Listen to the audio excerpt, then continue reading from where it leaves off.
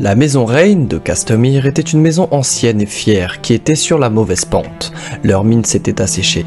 Sans or, ils se tournèrent vers une source d'or plus commune, leur fille. Lady Elyn Ray fut promise à mon grand-oncle, mais lorsque ce dernier tomba au combat, Lady Elyn chercha du réconfort dans le lit de son frère jumeau, évinçant ainsi l'autre femme qu'il avait promis d'épouser. Puis le mari qui avait connu la même épouse que son frère connut le même sort que son frère sur un autre champ de bataille. Lady Elyn jeta alors son dévolu sur le nouvel héritier, marié du roc. Mais mon grand-père Titos tenait plus du chaton que du lion. Il la fuit et raconta à sa femme les stratagèmes de Lady Elyn, et cette dernière se trouva bien vite mariée à Walderan Tarbek, lord d'une autre maison en faillite. Les Rain et les Tarbek auraient dû sombrer ensemble, et c'est ce qui serait arrivé si mon grand-père n'était pas devenu lord de Castral Rock. Au départ, les terres de l'Ouest rirent avec le lion rieur, et le jovial Titos fut appelé. Mais quand les hommes comprirent qu'il n'avait ni crocs ni griffes, ils commencèrent à rire de lui. Personne ne rit plus fort que les Rain et les Tarbek. Bien que Lady Elyn fût bannie de Castral Rock, Titos ne repoussait pas ses frères, pas même quand ils demandaient des prêts extravagants. Grâce à l'or de notre famille, Lady Elyn rendit au château Tarbek la splendeur qu'elle n'avait plus vue depuis qu'elle avait été chassée de chez elle.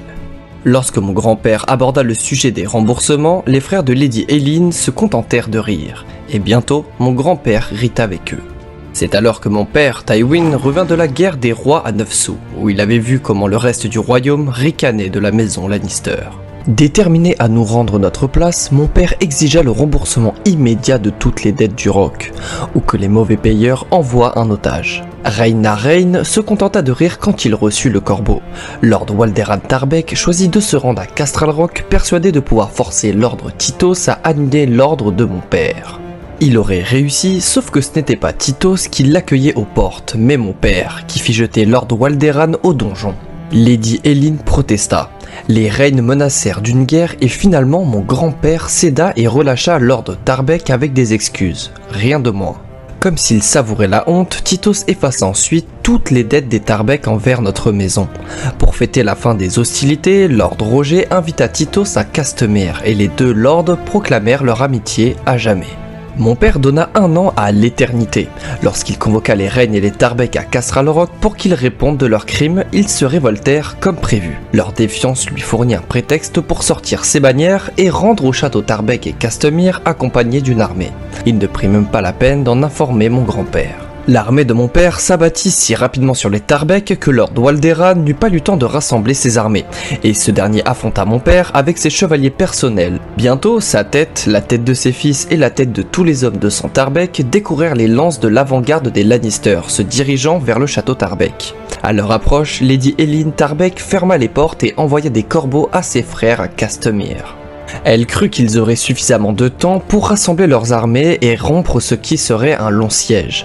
Mon père fit installer des trébuchets en 1 jour et fit tomber le donjon en quelques heures. Après avoir fait tomber le donjon, Lady Elyn et son fils périrent dans sa chute. Lors de la reddition des armées de Tarbek, mon père mit feu au château. Roger Rain arriva juste à temps avec son armée pour voir les flammes consumer la demeure de sa sœur. Il chargea le camp de mon père, espérant que l'effet de surprise surpasse le surnombre de mon père. Ce ne fut pas le cas.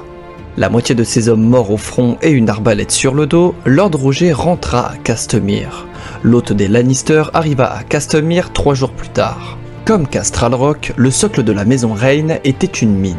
Quand l'or fut tari, les puits de mine furent élargis en couloirs, galeries et chambres au plus profond de la terre. Les frères Rain avaient peu d'hommes pour défendre les remparts du château, donc ils se replièrent dans leur forteresse souterraine. Depuis cette relative sécurité, ils proposèrent des conditions à mon père pour éviter un long siège. Mon père ne répondit pas. Au lieu de cela, il leur donna de sceller les mines avec pierre et terre pour qu'on ne puisse ni en sortir ni y rentrer. Une fois cela terminé, il fallut moins d'1 jour pour bloquer un cours d'eau derrière le château, et seulement 2 pour le détourner vers l'entrée de la mine à côté. Les Rain avaient emmené plus de 300 hommes, femmes et enfants dans les mines. Quelques gardes dirent avoir entendu de lointains cris et hurlements venant d'en dessous, une nuit. Mais à l'aube, la terre était à nouveau silencieuse.